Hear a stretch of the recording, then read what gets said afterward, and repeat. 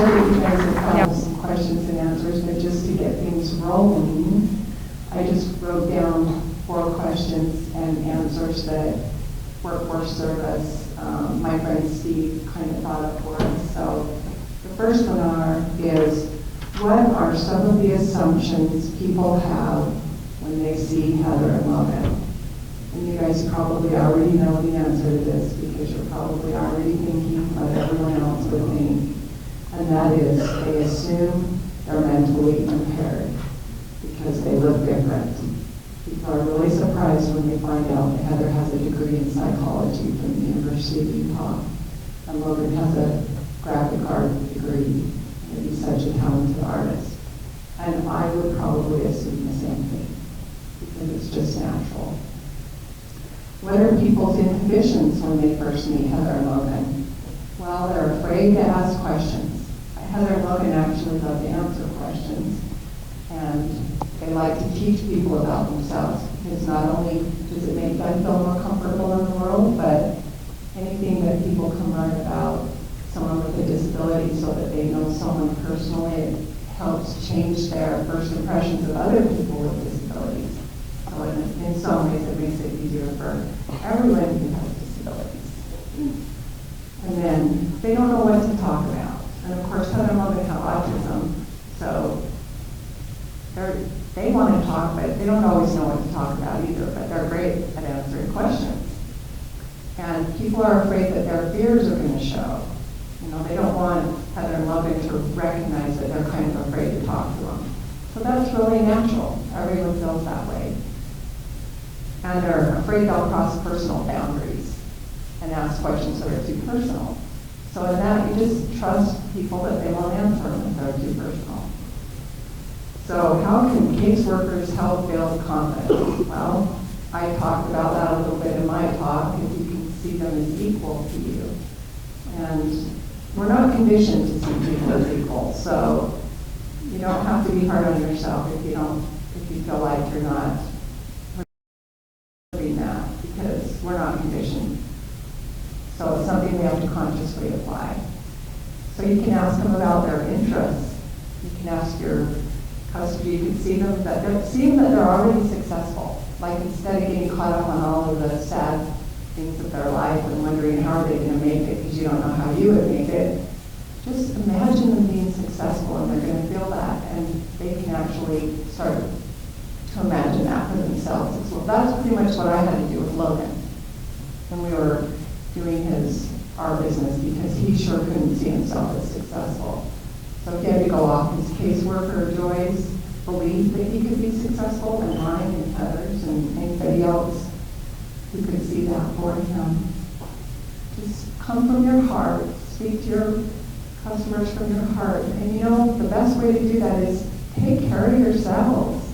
Rest behind the scenes. How you treat yourself behind the scenes is going to help you feel better when you're sitting at your desk and you have that person in front of you. If you're depleted and you haven't been kind to yourself and you didn't sleep well and you gave to everyone else and not to yourself, it's going to hinder you from coming from your heart. So how can caseworkers help people be more successful? Well, this is a little redundant because I've been talking about this, but just believe yourself that anything's possible, and you can help them believe that anything's possible. And being positive is great. For me, it would be very hard to deal with somebody that was just trying to see the positive side of things. You do have to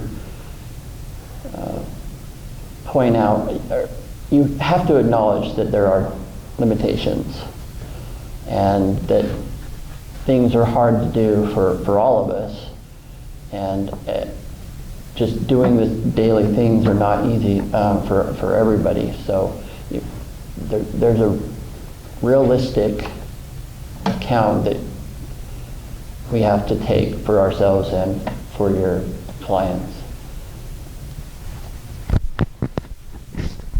So like somebody, I can't stand it when someone says, "You're not disabled." It's like, Yeah, I am, actually. And it's like, no, don't say that. And it's like, all right, just, I don't know how to make it better. I don't want to be like, oh, I'm disabled and be a victim and stuff like that, but there has to be some acknowledgement from me or from your client and yourselves, and be more aware of how difficult things are for them. What? Ask them their question. Oh, do you guys have questions? Don't be shy. We're not shy. How's the health relationship? You know, I see, I could imagine that there might be some mixed feelings towards you, and gratitude, but maybe also anger sometimes. So how's our relationships with each other? How do you feel about your mother? Oh yeah, you guys. Okay, here we go. Do you have an hour? How do you feel about your mother? Now give Heather a turn on this. I will. Obviously, like I was saying, it's been hard to deal with a positive outlook, but it's also the only reason I'm here. So it's kind of a bittersweet thing to have someone so uplifting. You know, she's amazing, but it's been hard, and the resentment has been there and is still there.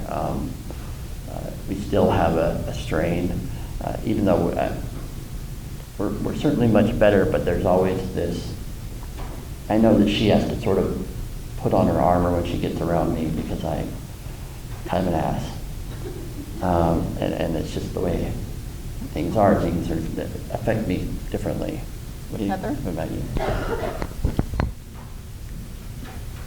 I love my mother. She's been the most significant thing in my life. She has encouraged me every day and in every situation I come in to keep going. And she gives me unconditional love. And that is what has allowed me to stay alive. There was a time where I was suicidal, and I was thinking about dying, but I didn't, because she was there. And I wanted to stay here and enjoy her as long as I could. I'll just quickly say that I've learned so much from Logan. From our strange relationship, it's helped me learn to be more authentic so that I don't have kind of a personality that's just pre-made to, put on that happy face. He's taught me to learn to communicate when I'm sad. He's taught me to learn to communicate when he's not treating me right.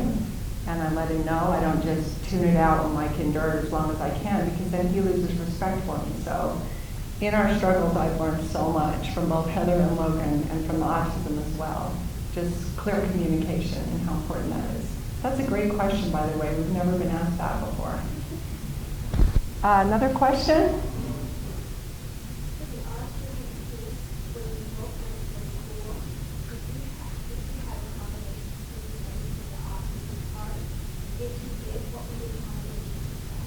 Her question is, did you have accommodations for the autism part when you went to school? They haven't been diagnosed yet, but I'm going to let them answer what accommodations they did get for what we did know about. So the accommodation that we both had in school was, we had a hearing impairment specialist that we met with a couple times a week in elementary school, and then we had a specific class throughout junior high and high school, and she helped us with our work to help with organization and vocabulary that we might have missed because of our hearing impairment. And then in college, I had help. I had a note taker for some of my classes, which was really helpful, and I had help with extra time on tests. Yeah. I've always had an issue with asking for help. I still kind of do. So school never really worked out. I got my associates, but it was a trade degree. Utah Career College was where it was. And, you know, I've tried real school, you know, 4-year college, and it's too hard, and I didn't feel that I could get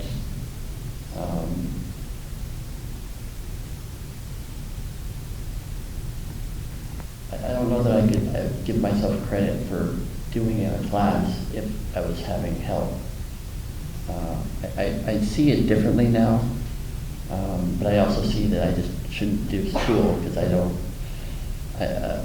It's not my thing, you know.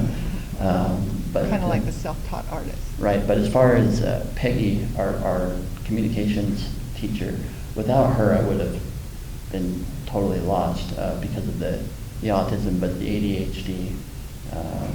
She was, her class was where I found out what homework I had, basically.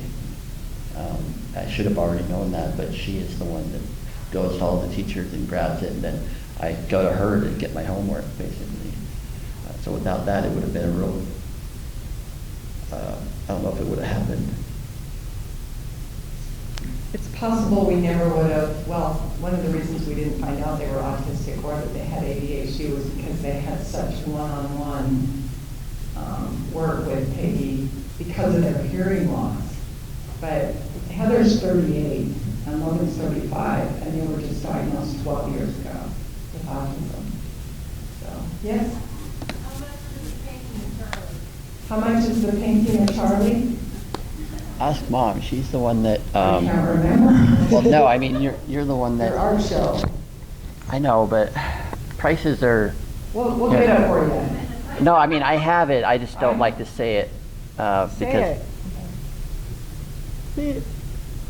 Yeah, you know how people have a hard time getting their value out of something that took hours and hours and sweat and blood and. I just wouldn't think you'd want to sell that one. I don't want to sell any of them. Yeah, of course, they're all for sale. Okay, so the price I had on it at the show was $3,000, but I had to get half of that to the gallery, so $1,500 is what I would charge for it.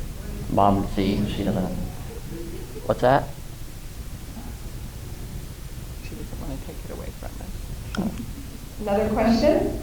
Yes? How about relationships in the future? You know, you're not going to live forever. You won't be there for them when you die. And you'll have to provide for yourself the hope that government assistance will be taken. I'm curious how you feel about that. And then also, other relationships besides family. You have lots of friends. Mm-hmm. Do you have a romantic relationship? I'm married to a geneticist. We met on a blind date, not because he was in genetics. Probably the only first date that included the word post-axial acrofacial dyssynostosis. And Questions for us? right, I know, I'm trying to remember the rest of the questions. All right, for me, that is the thing that causes the most anxiety for me, is what if she's not here tomorrow? I'm screwed, basically. It seems like, yeah, I could deal with it, and Heather could deal with it, and we could get along and figure it out. And certainly we're smart enough to do that, but as we get older, things are just getting harder and harder and harder, and I don't know. I don't know. That's where I'm at with it. I'm scared to death about it. Yeah, I remember the rest of the questions. Do you want to say anything? I met someone 10 years ago. It was wonderful, and we were a couple for a while. Now he's my friend, and he knows my limiting, and he helps me with a lot of the physical stuff that's very hard to do. That helps me a lot too, and Logan. So I have a special needs trust set up. And So if I were to die, my life insurance would go into the trust.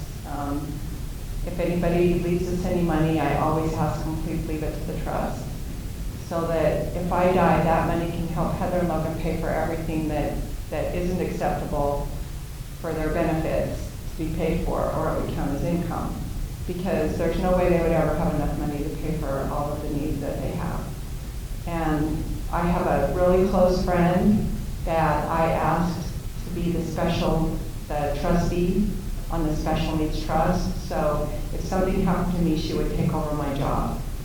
And that I try and ease Logan's fears by letting him know that.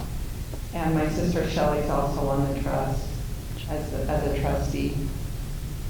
Also, the other part of the question, as far as romantic interest, I had a girlfriend when I was 16, and she's been my only relationship.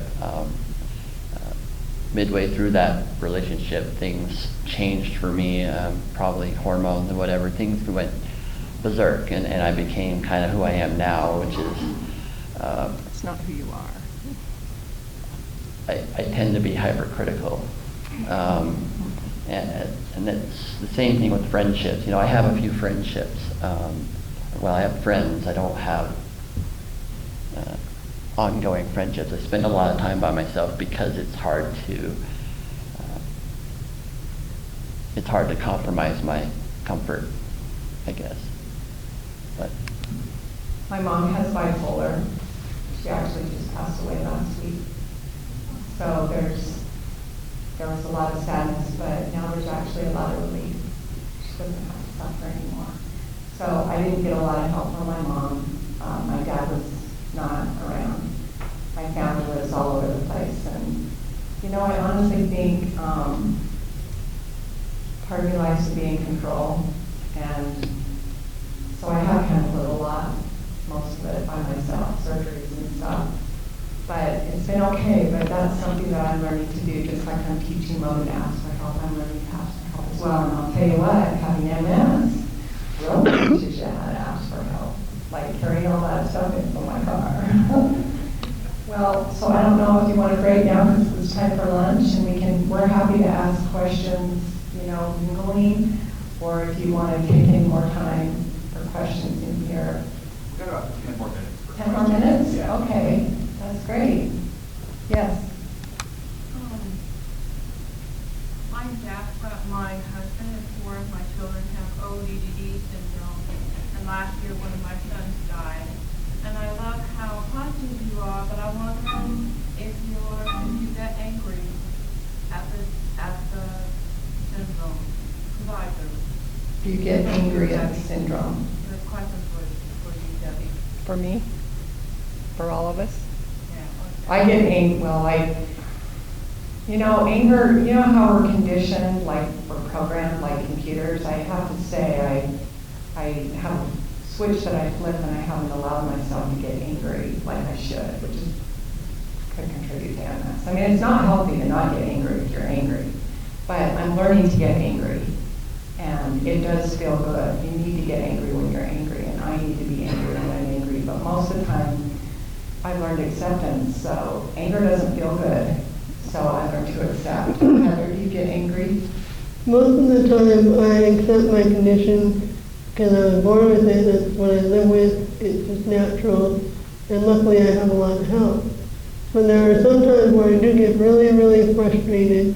One of those times I had to go out to my car and take measurements of the inside of the car to determine if I can fit certain things in there. And my arms are too short, my hands are too little, I don't have wrist rotation, I can't reach. And it was very, very frustrating to try and to hold this measuring tape out and try to see the numbers. So there are some times where there's a lot of anger, and I just express the anger and then I let it go. I bet you know what Logan's answer is. Yeah, life is perfect for me. Anger, frustration, irritability. I may even have ODD, you never know. it's hard for me to deal with, and I guess that's ultimately the reason why I isolate myself, because almost everything will set me off, or set my autism off, or set my ADHD off, or it's very complicated, but I'm finding that the only answer to that, oddly enough, is to be out around people. So it's, that's my next thing. I'm gonna try and get out there more like this. I was just thinking about a situation where I really did get angry. I had a little surgery to fix a hernia by my belly button, and I wanted to hike, but I was in pain. And I wanted to keep going, but I didn't want to let myself stop. That's part of what I'm talking about, taking care of yourself. When you know that you've been doing too much, that brings on anger more than anything. And with the MS, it's the same thing. But I want to go out and do that, but you need to rest because you don't feel good. And then I get angry because I can't go do what I want to do. And I don't like how it feels to get angry. So then I learn to accept. You've done that. That was your time. You're in a new chapter. Now you can read. Now you can do. But anger is something that's really hard to deal with and very natural and very human. So I encourage it. I really do encourage you to get angry when you feel anger. Yep. If I go next, you can go now. Okay. I was curious, you made a statement earlier about some of the different types of positions that you do in employment. And I was curious because you talked about office work, you talked about a call center, but it doesn't seem like to be the job match that you're doing now. So did you have assistance or did you have encouragement from people that you work with or advocates that were willing to explore your actual interest in art or writing for Heather and for Logan? Okay, so she said, you talked about all your other jobs, call centers and stuff, and did you have help doing that? Or then did you have advocates saying, that doesn't fit, let's do? Well, the biggest issue for me is that I literally denied that I had any problems. So that made everybody around me know I had no problems, because I'm out there saying I have no problems. I'm doing my job like everybody else, but I'm struggling, and then the psychological stuff takes on, and I didn't know what the hell was going on. And so I never bring anybody in because I didn't want anybody in, because I didn't even want to admit that I have needs. And now I'm seeing all these needs, and I gotta figure out a way to deal with them. Heather? There was one job I applied for. It was to be an aide in someone's home, someone with disabilities, and we realized that I hadn't taken a class in CPR, and I realized I can't do CPR. And so they're like, okay, then they'll have to have someone go with me while I do my aid job so that they can do CPR if it was necessary. And I'm thinking, this doesn't make a lot of sense. So I gave up that job. That was not going to work. And then I tried applying for to be a bookseller at a library, and I got the job, and I did that one day. I don't even know if I did it a whole day. I realized this wasn't going to work because I can't reach the shelves very well, and I don't balance very well on steps and stairs and bending, and I can't push the cart. Like, this is weird to be hired for a job that I really can't do. And so it was very interesting to explore jobs and discover what I couldn't do. How about your granted education? And then I was also hired to be a assistant to a teacher in junior high school, and I went there and realized, what am I doing back in school? I'm autistic, I'm not social, I don't like this environment. And So I realized that that was not a good fit either. And I realized I'm much better off doing jobs where I'm researching alone or I'm writing or helping someone one-on-one in a quiet environment. I taught Heather and Logan from a young age that they needed to go to college because people are going to look at them and they're going to think they're not smart. If they say they have a degree, people are going to know they're smart. And I also wanted them to work in a government job where they would have good benefits. So that was the life I had in my mind for them prepared. And I was so excited when Heather got hired by the Granite Education, and then she called me and she said, I'm watching these 7th graders trying to get in their lockers, and I feel like I'm one of them. And that was because of the autism. And we didn't know about the autism yet. She hadn't been diagnosed yet. So, all right, Coy, you have a question. So I really like what you said about sometimes we used to be angry, but I really do appreciate your sense of humor too. I think that you've all been able to do that and you enjoy it. But so switching trains or switching buses, the theme of our conference is getting the right fit and really customizing what we do to people that we serve. And as a father, you have two children with the same exact disability, but when you're teaching them, is it the same? Do you use the same methods for both of them? Or? They're very different. Their autism is different. Heather processes more slowly. Logan processes quickly. Fast, yeah. It's just a little, probably too fast, so he gets a little askew. And Heather loves to read and loves to research. She actually diagnosed herself with autism from all of her research because she knew she was different. She knew something was up. And then we took her to the doctor to get diagnosed officially. And then Logan, on the other hand, was an artist from a little boy, so I'd hang up all his little drawings in where I was doing hair in my basement, and people would buy them for $5. So he was on the art trail, so I knew the art would be a possibility, but I still wanted him to go to college and get a degree. But he was going through all that depression and stuff at the time, and I just couldn't see him sitting down and studying. So I actually found Utah Career College. I gave him all the information, and that is the one time that I just gave him the information and didn't do another thing with it. He made that all happen by himself, and I never even saw the school until he graduated. So I had to treat them very differently. And Heather accepted her disabilities, and Logan did not. And he still struggles. Yeah, I still struggle, and actually on sort of the last question, I'm still constantly underestimating how difficult things are. Like even today, it's like yesterday I set up PayPal, and I'm like, all right, I can take payments from my phone, and I set it all up, and then it's like I totally forget that once I'm here, I'm here, and it's hard. And dealing with people is hard, and dealing with all this is hard and scary. And all It's fun to talk to people, so but I don't know why I keep everything. missing that point.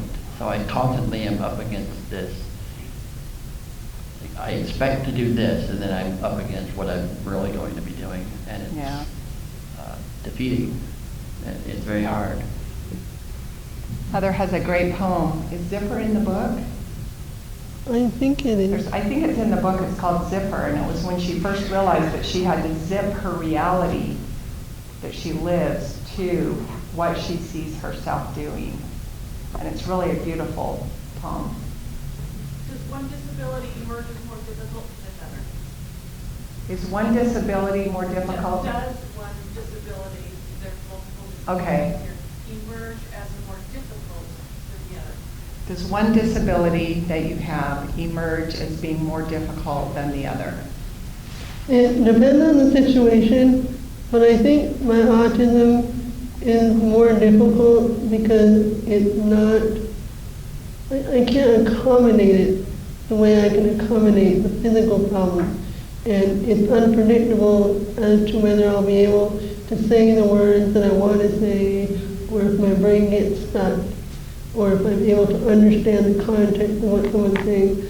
So there's a lot of unpredictability with that, and it's kind of frustrating. The lung disease is the most difficult for me too because it's life-threatening. Every time flu season comes or colds, that's really scary for me. Yeah, I mean, that's scary, and breathing is getting harder and harder for me, and I don't, Heather does nebulizing 2 times a day, and I should, and I don't. So that's certainly scary, but the autism takes the cake, hands down. Isn't that interesting? I mean, does that surprise you guys?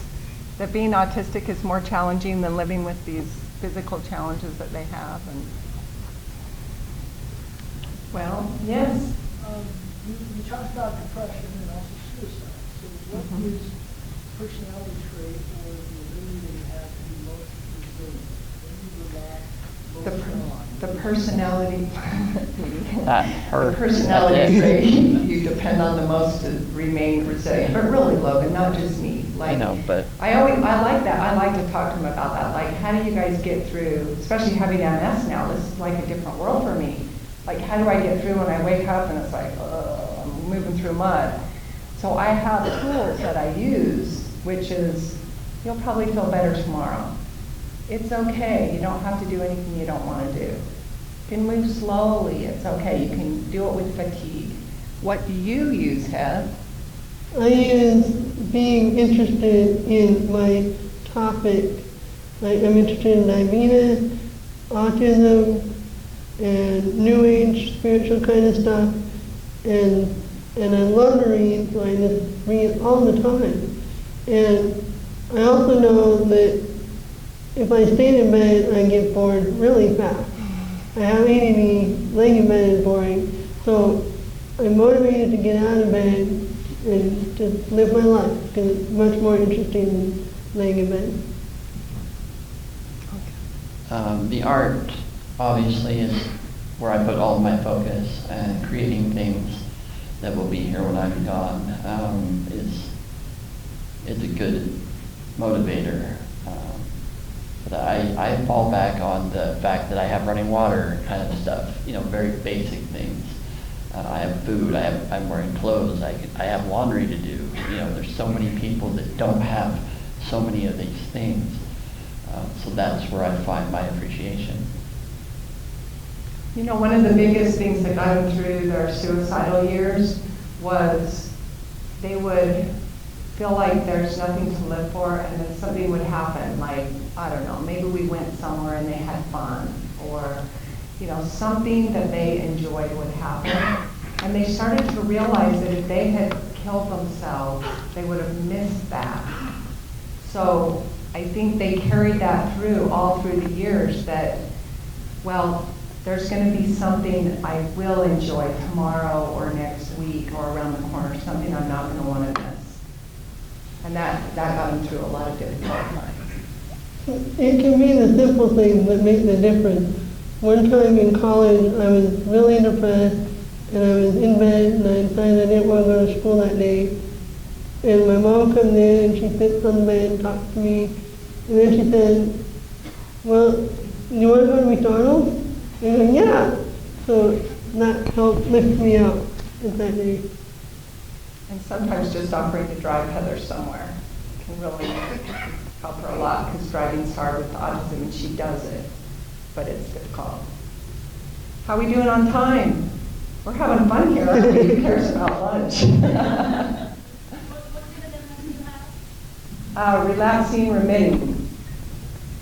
So, and luckily the daily injection that I take, it tricks the immune system, so my immune system's attracted to this protein instead of the myelin.